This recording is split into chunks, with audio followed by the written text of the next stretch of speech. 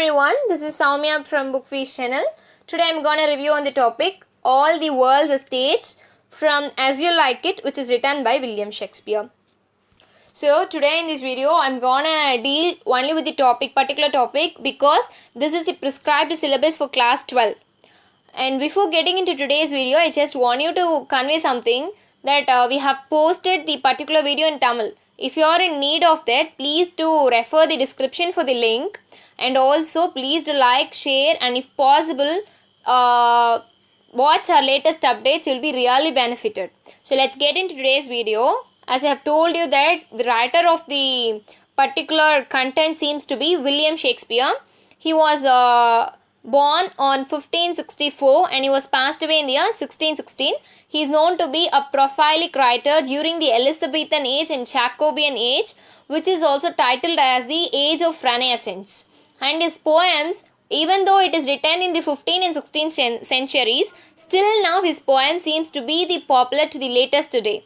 And he is known as the one of the best literary figure of the English language. And I hope so it would be very nice, before getting into the poetic lines, knowing the background and the introduction and themes of the poem. So let's see the background of the poem. As I have told you, the poem All the World's a Stage, the title seems to be the phrase, so which is taken from the play As You Like It, which is among the 37 plays written by the Shakespeare.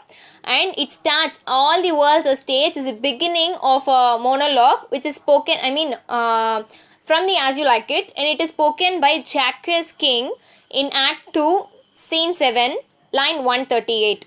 And when you go for the introduction, the writer compares the world to a stage and life to a play. He says that world is a stage and life, we are leading a life, is compared to a play. And he has categorized 7 stages to be performed in man's life. And these particular passages is often quoted work of one among the Shakespeare's work. And coming to the themes. So theme is the one, what is the center core of the poem deals with. Here the poem deals with the 2 major points, that man is the ultimate loser in the game of life. So he compares life with the game, and he says that man is a player. He is a gamer, where he seems to be the ultimate loser often. He is not a gainer or a loser, ultimate loser.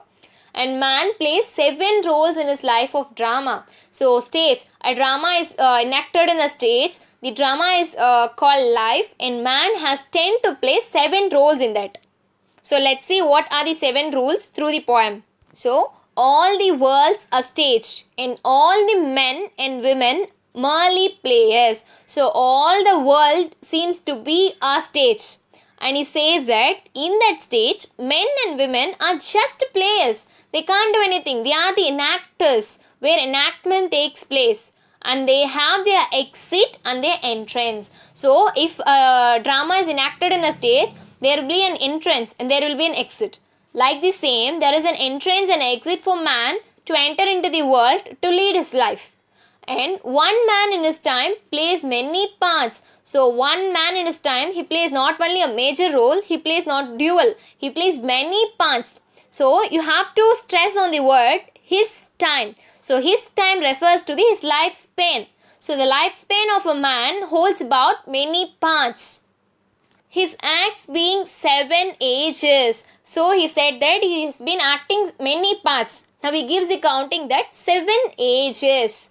So first age seems to be the infant. At the first infant, mewling and puking in the nurse's arms. So mewling is the sound given by the cat. We used to say meow, no? That sound. And puking in the nurse's arms. Puking is vomiting. Here nurses never refers to a nurse where whom we can see in the hospital. Nurse here refers to the person who take care of the baby. Maybe a stepmother or a maid or a mother. So the baby, once it takes in the food, it starts vomiting. Due to the indigestion problem, it starts vomiting. It's the nature of a child.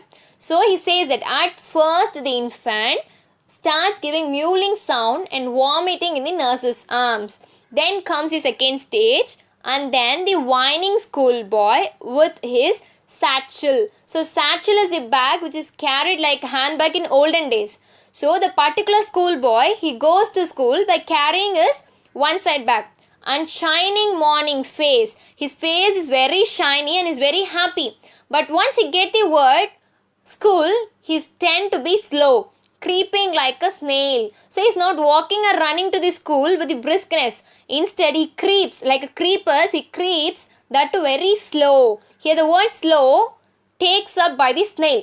So snail is known for its slowness. Here he says the schoolboy goes to school like a snail. He goes very slowly. Unwillingly to school. So why it is because slow? He hate going to school. He is not willing to go to school because he never known the value what the school can give him. And then the lover. So here comes the third stage. The third stage of a man seems to be the lover. Sighing like furnace with a woeful ballad. So woeful refers to sad. Made to his mistress eyebrow. So the man he wants to sing songs, many ballads for his beloved, and he can do anything for his beloved. This is not only because of love, because of his age. He is young, so he can make anything. He is very strong and energetic. So he has the courage and the confidence at the same time, the good health to perform anything for his beloved. Then comes the next stage, then a soldier. So next stage seems to be a soldier full of strange oaths. So oaths is the word when you take pledge. Yeah, I'll do it. It's compared to promise. So here says that strange oath. It's not the common oath. Strange oath. And bearded like the pard. So he bearded himself like a pard. Jealous in honor. So jealous in honor refers to the young man who is taking good care of his honor, his reputation, and he wanted to portray himself as a good man. So jealous in honor. He seems honor as the major thing. Sudden and quick in quarrel. Here quarrel refers to fighting at present stage. But in old fashioned English, quarrel refers to arguments. So sudden arguments. There is no spot of time taken to think. Quickly he reacts for everything. So usually we say it is young blood. So people often get angry. The same concept here. He takes a sudden and quick action. So why come the author has mentioned, the poet has mentioned sudden and also quick. Both is very synonymic, na? Sudden and quick. He stresses the word. Youth never often think of the way they act, they behave. Seeking the bubble reputation. So why does he quarrel? Why does there was a sudden action? And why does he is jealous in honor? Because of the reputation. What kind of reputation? Bubble reputation. So you can see the bubble. It looks very shining. So it's very bright. People often tend towards bubble. But when you see the structure, it is just an out-coated shell. It has nothing inside and its lifespan is very short. Like that, reputation is a fake thing. You can see it. You can judge it. But you can never feel it. So why can't we think about reputation? Even in the cannon's mouth. So cannon is compared to a gun. So cannon's mouth. If the soldier is brought before the cannon and said to be shot, he never scares for that. He stands very still because he is always in the mindset of minding his reputation. He always minds his reputation. It seems to be the higher thing for him.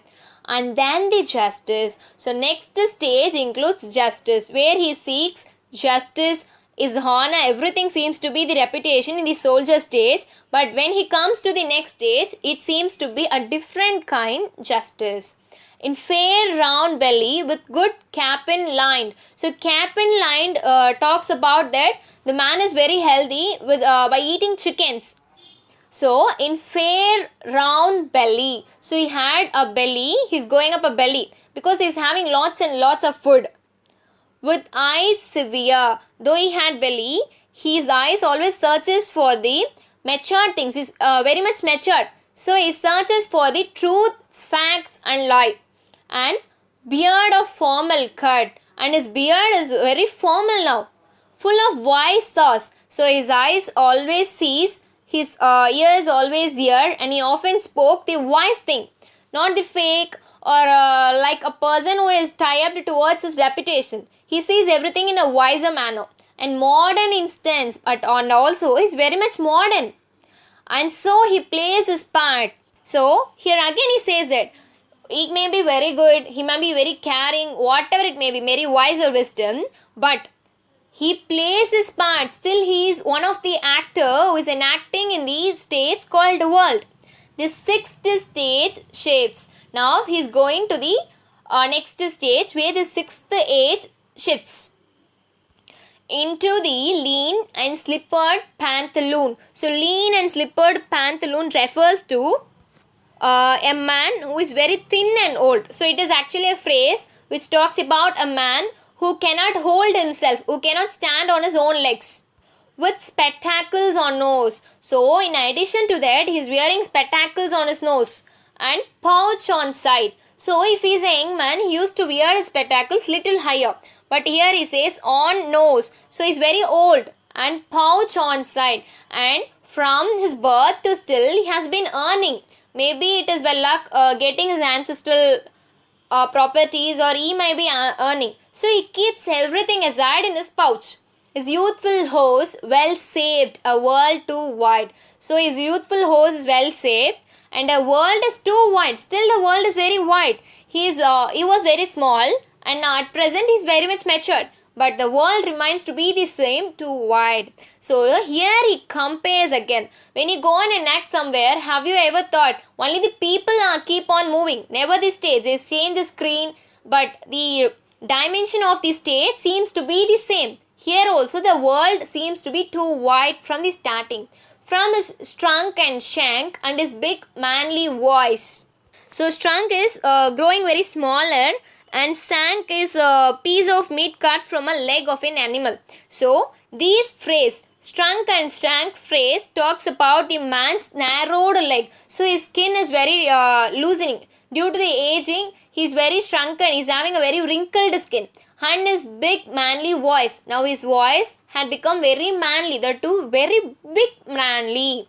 Turning again towards childish treble pipes. So, he is turning towards to become a childish again. From childhood, he was very child, and his growing stage proved that he is getting matured.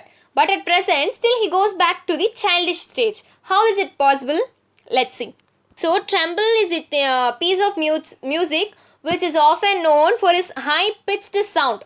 Here he says childish treble. So, he goes to the high-pitched sound which is not good, which is very pleasant for hearing. And whistles in his sound. Still his words get missed somewhere, and we could sense only the whistles sound. That is, due to his aging, he cannot conversate in the normal way.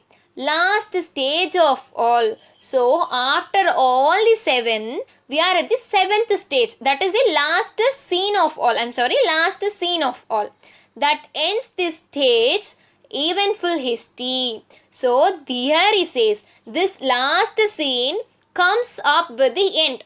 What kind of end? Strange, eventful history. So, strange. So, it is different. When a person, when you enact something, when you perform a drama, the story is based on the same thing. Only the person keep on changing. If it talks about Romeo, it only talks about Romeo. The person who acts as Romeo is tend to put the same role.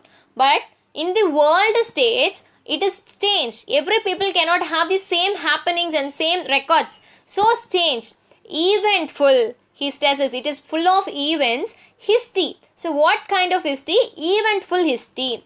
Is second childishness and mere oblivion. So, oblivion is, we often talk about it.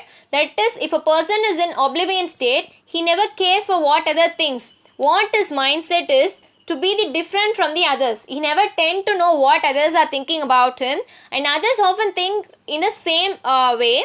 But he takes everything in a different thing. That is oblivion state. Living in the different world, we used to say. In second childishness. So, second childishness, it refers to the old stage of a man.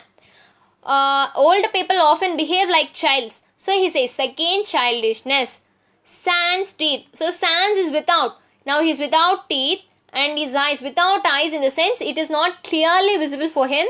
And sans taste. His taste becomes getting very reduced, and sans everything, not only the teeth, eyes and taste, everything. So now at the last stage, the condition of the man looks to be very miserable and he grows very old and very weak. He had no relation now. He has relations, but at present he had no relation and he has lost everything. He is without teeth, vision, taste and everything. This stage is called second childishness. When he was born, he had no teeth and he was tasting only the food, little amount of food. Again, he comes back to the same stage. So the world here is compared to a drama stage, and men and women are the actors who have to play their role in the drama. There is no other option, and for Jacques, there is nothing noble or praiseworthy in the man's life.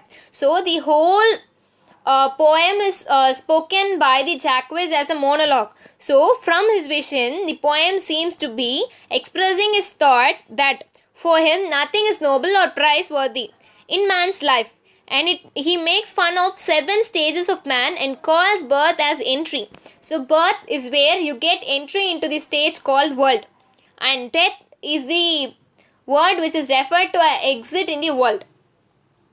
So let's see what are the 7 stages we saw in the poem earlier. First stage seems to be the infant, second school going boy, third lover, fourth soldier, and fifth middle aged man, and sixth very weak man who is given by the term pantaloons, and next very old miserable man who is given the term second childishness.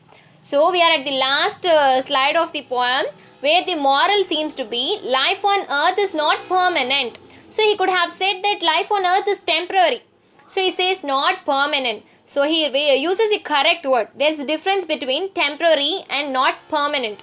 Both are not, they are similar terms but not in the same meaning. Life on earth is not permanent. So why come people often fight for the not permanent life? It is a question given here by Shakespeare by using the character Jacques.